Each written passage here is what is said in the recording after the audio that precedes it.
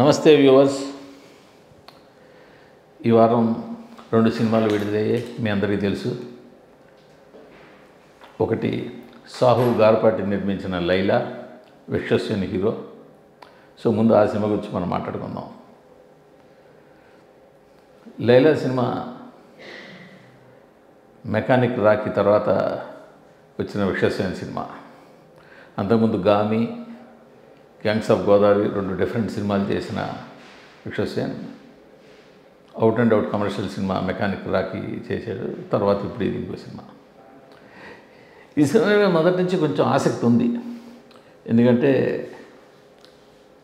తెలుగులో ఈ మధ్యకాలంలో హీరో అమ్మాయి వేషం వేయడం అన్నది కొంచెం గ్యాప్ వచ్చింది కాబట్టి సరిగా మొదటితోనే విడుదల చేసిన ఆ లైలా గెటప్ ఫస్ట్ లుక్ చాలా ఇంప్రెసివ్గా ఉండి జనాలంతా భలే ఉన్నాడే విశ్వసేన్ ఈ గెటప్లో అని అనుకుని ఈ సినిమా మీద కాస్త బజ్జు ఇంతో అంతా వచ్చింది. సో ఈ సినిమాలో ఉంది, చూద్దాం. కొన్ని సినిమాలు భలే తీశాడరా అనిపిస్తాయి. కొన్ని సినిమాలు ఎందుకు తీశాడరా బాబు అనిపిస్తాయి. వీటన్నిటికీ మించి ఈ సినిమా చూస్తే మాత్రం నాకు నిర్మాత సాహు గార్పాటి మీద జాలి కలిగింది. అది ఏం చెప్పి దర్శకుడు ఈ సినిమాకి నిర్మాతను ఒప్పించాడు, ఏం విని నిర్మాత ఈ సినిమాను ఒప్పుకున్నాడు అనిపించింది. ఓ హీరో అనుకోని పరిస్థితుల్లో మారు వేషం వేయడానికి అమ్మాయి వేషం వేశాడు. ఇది కాన్సెప్ట్ చెప్పుంటారు. సో దీంట్లో ఎంటర్టైన్మెంట్గా కొంచెం అక్కడక్కడ కొన్ని సీన్లు చెప్పుకుంటారు. దానికి పాప ఆయన నిర్మాత రంగంలో దిగిపోయారు. బట్ సినిమా తయారైన తర్వాత ఒక్క ముక్కలో చెప్పాలంటే థియేటర్ పక్కకి వెళ్ళడానికి భయపడేలా సినిమా తీసిపెట్టారు. సినిమా ఎలా తీయకూడదో అలా తీసిపెట్టారు.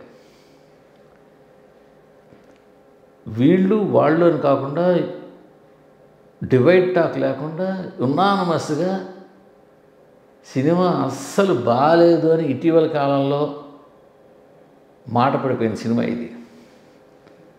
అసలు ఈ సినిమా దర్శకుడు ఏం చెప్పాడు, ఏం తీశాడు, ఏంటి ఆ సినిమా ఏంటి, ఆ సీన్లు ఏంటి, ఆ గెటప్లు ఏంటి, అసలు ఆ స్టార్ క్యాస్ట్ ఏంటి. సినిమా చూడడం కలర్ఫుల్గా ఉండాలంటే హీరో హీరోయిన్ బాగుండి మొత్తం సెట్ ప్రాపర్టీస్ అంతా బాగుంటే సరిపోదు. మిగతా కథకి సరిపడా నటులు, సరైన నటులు, దాని పర్ఫెక్ట్ కాస్టింగ్ కూడా ఉండాలి. ఈ సినిమాలో అది కూడా లేదు కనీసం. అసలు అంటే అన్నం ఉడికిందో లేదో చెప్పడానికి అంత ముట్టుకోకలేదు లేదు అంటారు కదా. సినిమా టైటిల్ కార్డు ఇలా అయిపోతూనే స్క్రీన్ లేస్తూనే టక్మని వచ్చి పడిపోతుంది హీరో సాంగ్. ఏనాటి కాలం, ఏ జమానాలో ఉన్నాం మనం ఇలాగా సినిమా ఎత్తుగడ ఎత్తుకునేది. సినిమా ఎత్తుగడ దగ్గర నుంచే డబుల్ మీనింగ్ డైలాగులు స్టార్ట్ అయిపోతాయి. హీరోని ఉద్దేశించి వాడు చెప్తాడు, కాలనీలో ఆడవాళ్ళందరికీ వాడే చేస్తున్నాడు. ఏం చేస్తున్నాడు రా? మేకప్ చేస్తున్నాడు. ఓ మేకప్పా. అక్కడ స్టార్ట్ అయిన డబుల్ మీనింగ్ రొట్ట క్రింజ్ డైలాగులు సినిమా మొత్తం అవే.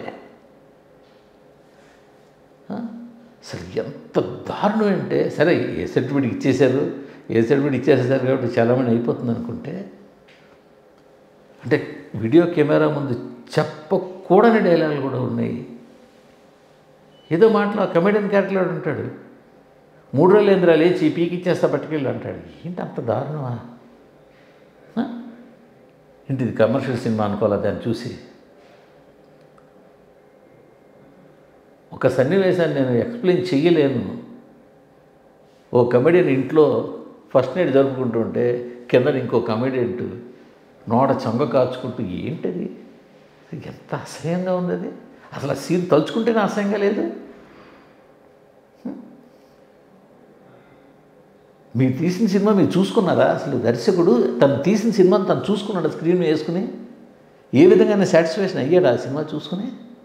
అబ్బా నేను సూపర్ సీన్ తీసా, అదిరిపోయింది కదా, అక్కడ కమెడియన్ విలన్ ఫస్ట్ నైట్ చేసుకుంటే ఇక్కడ కమెడియన్ విలన్ చొంగ కాచుకుంటుంది తీసేనే అదిరిపోయింది కదా కామెడీ అనుకున్నాడా? ఏంటది?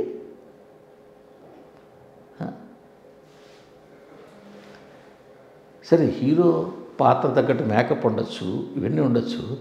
కానీ విశ్వసేనుకి బయట అతను ఎంత మంచివాడు, ఎంత ఇది ఎన్ని ఉన్నా సరే అనుకోకుండా అతనికి ఒక యాటిట్యూడ్ మీద దాని మీద ఒక ముద్ర పడిపోతుంది. సో అలాంటప్పుడు ఆ హీరో క్యారెక్టర్ మీద కూడా అలాంటి ముద్ర పడకుండా చూసుకోవాలి. ఆ గెటప్, ఆ స్టైలు, ఉంగరాలు, ఏదో వాడు ఎంత సోను మోడల్ అయినా కూడా చూసేవాళ్ళకి అది కనెక్ట్ అవ్వట్లా. ఆ హీరో క్యారెక్టర్తో ప్రేమలో పడాలి లేదా ఇష్టపడాలి. ఈవెన్ విశ్వసేన్ ఫ్యాన్స్ కూడా. సరే, పోనీ విశ్వసేన్ క్యారెక్టరు అదే సోను మోడలు, వాడు అలాగే ఉంటాడు, అది వేరే అనుకుందాం. సినిమాలో మిగిలిన క్యారెక్టర్లు బిహేవ్ చేయడం కానీ, ఆ సీన్లు కానీ రొట్ట రొట్ట రొట్ట. Third gear comedy. దీన్ని కామెడీ అనడం ఏంటండి? దీని కామెడీ అంటే అనవసరంగా కామెడీకి అవమానం అవుతుంది.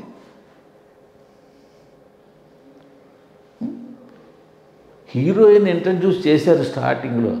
హీరోయిన్ ఇంట్రడ్యూస్ చేసిన తర్వాత దాదాపు ఆవిడ మీద తీసిన ఎన్ని సీన్లు ఉంటే అన్ని సీన్లు ఆ అమ్మాయిని ఎంత ఎక్స్పోజ్ చేద్దామని తప్పించి మరో తాపత్రయం కనిపించలే. అసలు స్టార్టింగ్ నుంచే ఆ అమ్మాయి జిమ్లో సీన్లు కావచ్చు, వేరే సీన్లు కావచ్చు, ఇంకంతసేపు అమ్మాయిని ఎక్స్పోజ్ చేయడం. తిరిగి వీళ్ళు రివర్స్ అటాక్ చేస్తారు. మీరు ఆ సీన్లు చూడడానికి మీకు అవే కనిపించాయా? అరే నువ్వు తీసినవి అవయ్యా, నువ్వు తీసినవి అవైతే మాకు కనిపించేవి అవే కదా. ఆ తర్వాత మరి ఇంకా హీరోయిన్కి ఎక్కడ స్కోప్ ఉంది అసలు? కేవలం ఒకటి రెండు పాటలు తెప్పిస్తే.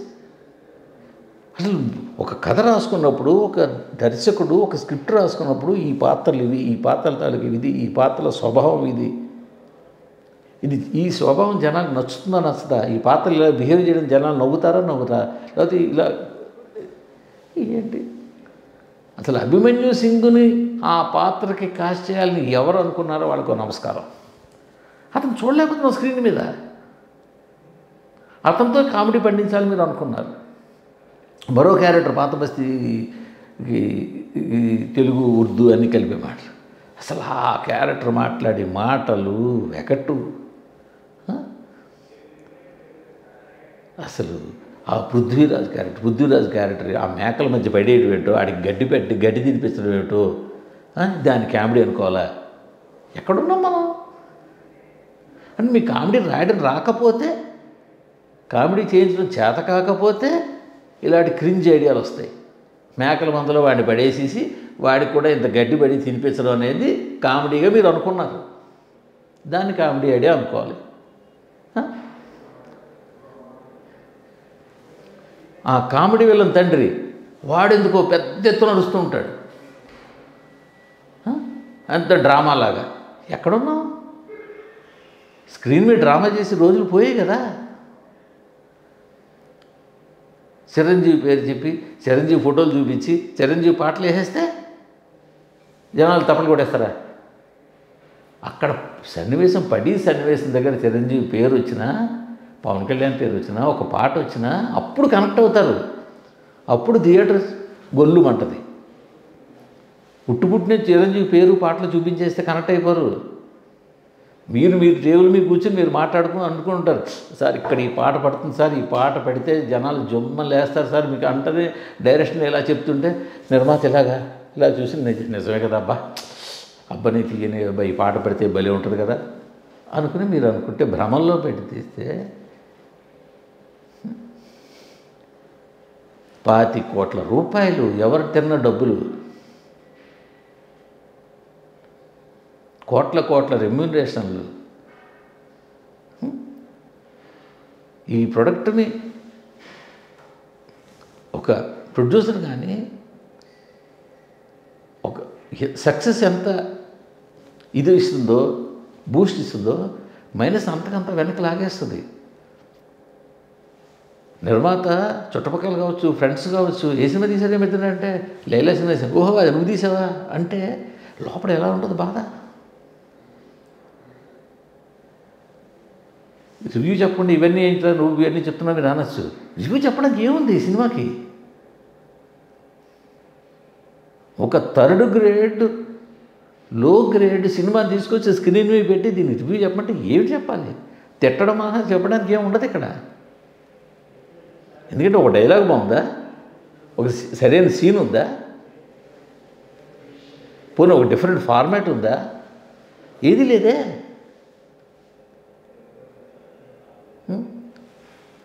విశ్వసేన్కి పెంచల్ దాస్ చేత పాట పాడించాలనే ఐడియా. పెంచల్ దాస్ మంచి గాయకుడు, ఆయన జానపద పాటలు చాలా బాగా పాడతాడు. దాని తగ్గ పాట ఉంటే సరైన సిచ్యువేషన్ ఉంటే పడుతుంది. ఇక్కడ మోడర్న్ డ్రెస్సులు, మోడర్న్ అమ్మాయిలు, డ్యాన్సులట, పెంచల్ దాస్ గొంతులో పాటట. ఎలా మ్యాచ్ అవుతుంది అనుకున్నారు? జనాలు ఎక్కడ దాంతో ఎలా కనెక్ట్ అవుతుంది అనుకున్నారు? యాక్షన్ సీన్లా అసలు ఇంకా అమ్మాయి వేషం వేసిన తర్వాత విశ్వసేన్ చేసిన వెన్నెలు చిన్నెలు వాటిని చెప్పడం కన్నా చూడడం బెటర్. చూస్తేనే తెలిసింది. కానీ చూడాలంటే మళ్ళీ ఈ సినిమా చూడాలి. అది ఇంకా నరకం. ఏంటి అసహ్యంగా పోలీసు జీప్ ఎక్కమన్న తర్వాత వాడు చేయి తీసి అక్కడ పెట్టడం అని అసలు అవన్నీ చెప్పడమే ఇంకా అసలు. ఇంతకుముందు అమ్మాయిలు వేసిన గెటప్ వేసిన సినిమాలు చాలా వచ్చాయి. నరేష్, రాజేంద్ర ప్రసాద్, కమల్ హాసన్, ఇలా ఎంతోమంది చేశారు. వాటిలోనే ఎక్కడో చిన్న అండర్ కరెంట్గా ఎక్కడైనా కొంచెం డబుల్ మీనింగో లేకపోతే చిన్న ఇదే ఉండొచ్చు. కానీ ఇంత థర్డ్ గ్రేడ్ కామెడీ అయితే, థర్డ్ గ్రేడ్ వ్యవహారాలు అయితే లేవు. తెలిసినండి ఈ అడ్డగోలుగా తీసేసేసి ఇది చూడండి అంటే ఎవరు చూస్తారు? రండి థియేటర్ కంటే ఎందుకు వస్తారు? దర్శకులు ఆలోచించుకోవాలి. నిర్మాత డబ్బులతోటి ఆడేసుకుంటున్నారు. నిర్మాతలు కూడా కేవలం ఒక లైన్ వినేసి దిగిపోతే, ఎగ్జిక్యూషన్ చూసుకోకపోతే ఎప్పటికప్పుడు చాలా దారుణమైన ఫలితాలు ఉంటాయి. అసలు దర్శకుడు ఏం చూస్తున్నాడో నిర్మాత చూశారా అసలు? కనీసం మా సినిమా సరే మొదట ఏదో లైన్ చెప్పుంటారు, కథ ఏదో చెప్పుంటారు, స్టార్ట్ చేసిన తర్వాత కొన్ని సీన్లు ఏవో తీసుంటారు కదా, ఒక నెల రోజులు 10 రోజులు షూటింగ్ చేసిన తర్వాత ఆ ఫుటేజ్ చూసుంటే ఖచ్చితంగా ఇది ఆపేసి ఉంటారు. ఇంక వద్దు సినిమా. ఇలాంటి సినిమాని థియేటర్లోకి వదిలేరు, దాన్ని కూడా జనాలు వదిలేశారు. అంతే. నమస్తే.